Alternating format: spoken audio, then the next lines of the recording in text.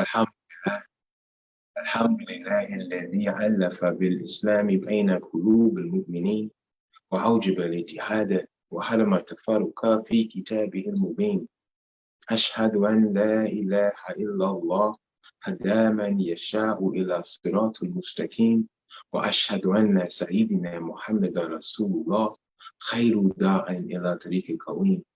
اللهم صل على محمد وعلى آله وأصحابه الذين تهذب نفوسهم وتهذب قلوبهم فكانوا سادة المنصورين.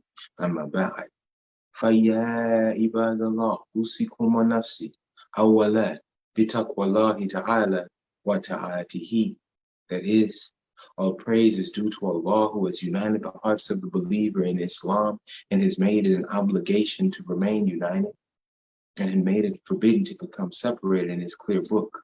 I bear witness that there is nothing worthy of worship except Allah, who guides to the straight path whom he wills, and I bear witness that our leader Muhammad is his messenger and the best caller to the way that is straight.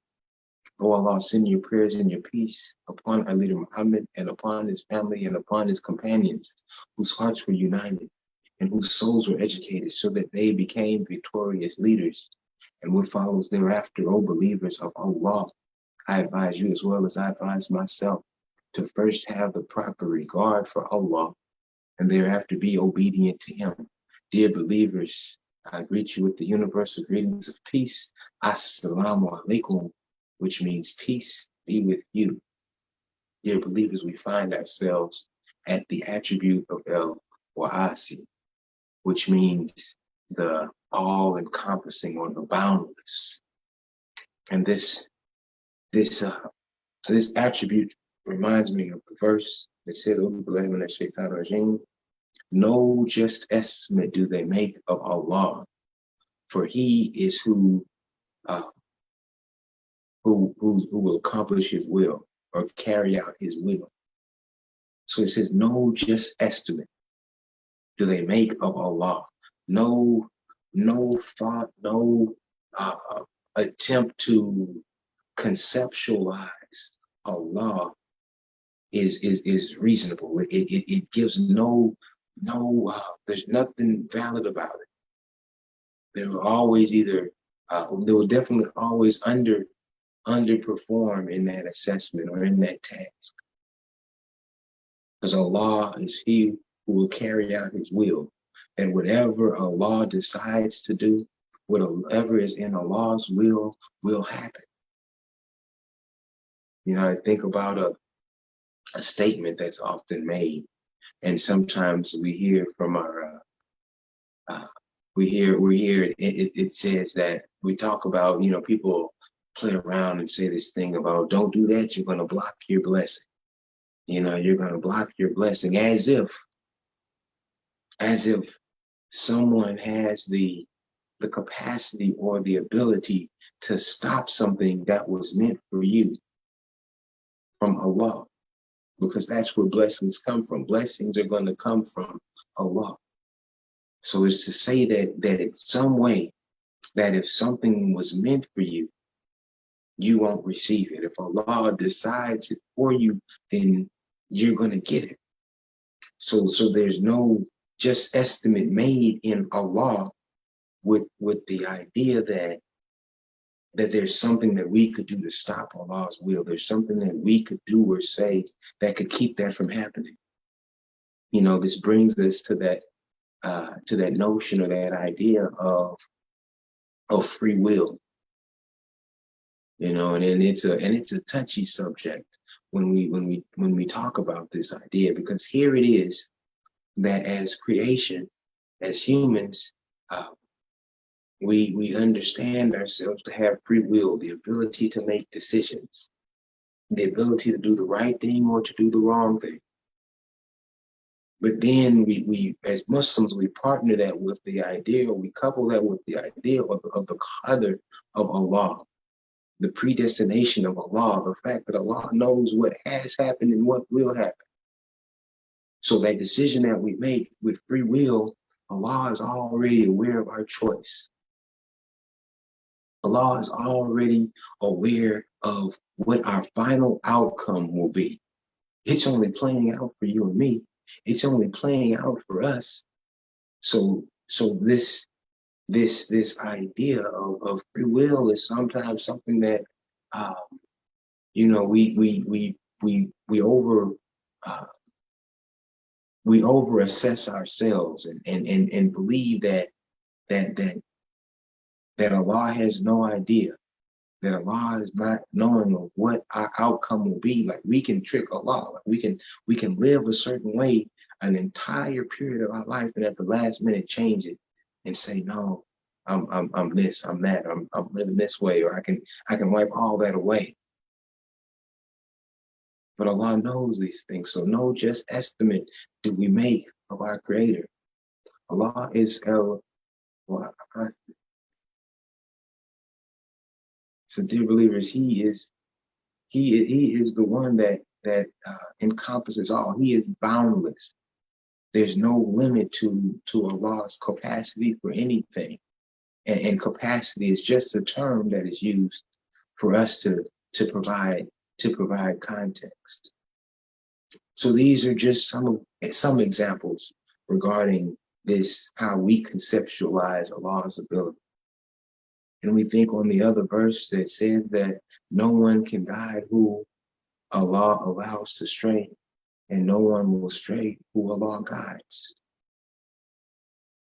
This means that no one has the ability to pull from the religion, to pull off of his path, who he decides is going to be on his path.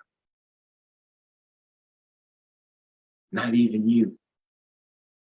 Not even you. You can't. If Allah decides this religion is for you, if Allah decides paradise is for you, there is nothing that you can do that will change that. You will find yourself turning back over and over again to your Creator.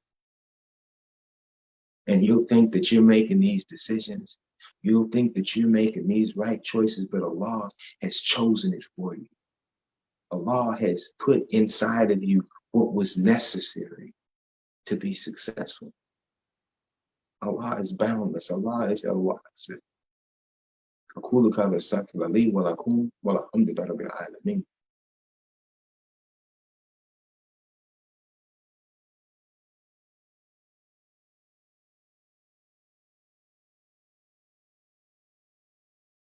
اللهم صل على محمد وعلى آل محمد كما صليت على إبراهيم وعلى آل إبراهيم المجيد. اللهم بارك على محمد وعلى آل محمد كما باركت على إبراهيم وعلى آل إبراهيم إنك حميد مجيد.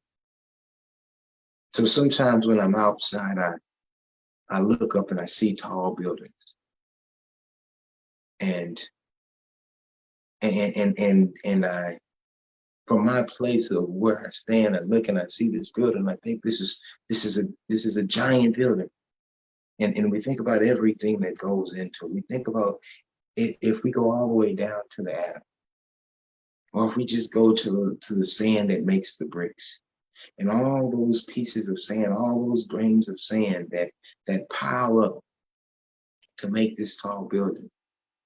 And then if we were to go on top of this building, then I was to look up into the sky and I was to see an airplane. I was to see an airplane fly over, and I think about all the space between me on the top of, let's just say, 100-story building. Me on top of this 100-story building, and the distance between myself and this airplane that's flying 30,000 feet up. Or if I think of myself on top of in this airplane, and how far did I have to go, just 30,000 feet up, how many miles that it takes to get to the upper atmosphere for a rocket or for a space shuttle to leave. Or I think about where the moon is. I see the moon from this airplane. And I think about the space and distance between that. And then from this moon, I think about, the distance from that moon to Pluto, or that moon to Jupiter. How much space, how much distance, how far that is. The same me that was standing on the ground, looking up at the building, just amazed at how far that is. Or me looking at the moon, amazed at how far that is. Or the moon, looking at how far that is from Jupiter, how far that is from the sun. And then I think about these telescopes and like this James Webb thing that they launched recently. And the pictures that it sends back so clear, so much clearer than what the Hubble telescope was able to see. But it's so clear, and I see these galaxies, large formations of galaxies. And it caused me to reflect on, the images that I've seen of the Milky Way, of the galaxy that we're in. But I see similar galaxies far, far away, millions, billions of just the same way that our galaxy is formed. And I think about the distance between here and there. Me standing on the earth, looking at a picture or looking at this thing and realizing how far this is. And that's only what we're able to see based on that technology. Much of that we couldn't see with the last bit of technology that we thought was so advanced. And then from there, I have to think that there was something that created all of that. And this one that created all of that, to say that it is within its creation, we could argue the heresy of that comment or that concept. But to say that the one who created all of that is somehow encaptured or encapsulated in this wide expanse of space that we still don't know where the end of it is, or we still can't conceptually know, or we can't even travel there right now to see how far that is. The one who created that, the one who developed that, and not just developed it in thought, or if we can call it thought, but made it happen. But made it happen down to where all these galaxies, our galaxy has these planets and the stars, and it has the proper rotation. It has the distance from the sun. It has gravity. It has the water that sustains us, that we're made from. It has the proper mixture of the oxygen and the nitrogen, all the gases in the air for us to breathe. And it's perfectly placed, this giant planet of Jupiter, to stop certain asteroids and celestial objects crashing into the earth.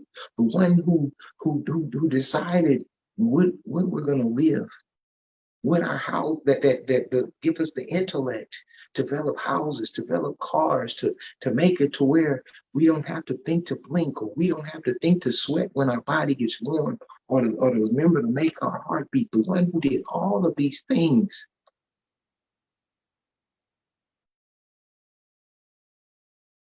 This is Al-Wasi. This is the all-encompassing. This is the boundless. This is the one who has no bounds, who has no guardrails, no left or right limits. This is your creator. This is Allah. And so when it says, no just estimate do they make of Allah, for he is who will carry out his will. So the next time somebody tells you that you're gonna block your blessing, or that something that Allah decides for you is for you, they tell you that you're not gonna get that, or they try and infect this insert this negativity into your thinking. Just remember, no just estimate do they make of Allah. No just estimate do they make of your Lord, the one who created all of that. He's boundless. Al-Wasi. ربنا آتنا في الدنيا حسنة وفي الآخرة حسنة وقنا عذاب النار. ربنا تقبل منا إنك أنت السميع العليم. إن صلاتي ونسكي ومحياي ومماتي لله رب العالمين. لا شريك له، بذلك أمرت وأنا أولى المسلمين. الحمد لله رب العالمين، آمين.